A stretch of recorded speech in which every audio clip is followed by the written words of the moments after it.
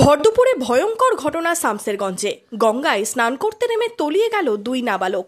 নিখোঁজদের খোঁজে উদ্ধারে তল্লাশি শুরু হয়েছে।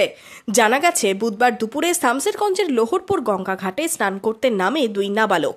তারা সাঁতার না জানায় প্রথমে একজন ডুবতে থাকে, তাকে বাঁচাতে গিয়ে তলিয়ে যায় আরও এক নাবালক। স্থানীয়রা নিখোঁজ দুজনের খোঁজে তল্লাশি শুরু করেছে। দুঃখজনক ঘটনা যে এখানে আমার বুথেরই বাচ্চা ছেলেরা সব স্নান করতে এসেছিলো। স্নান করতে এসে ওই খেলছিল, খেলতে খেলতে বেশি জলে পড়ে যায়।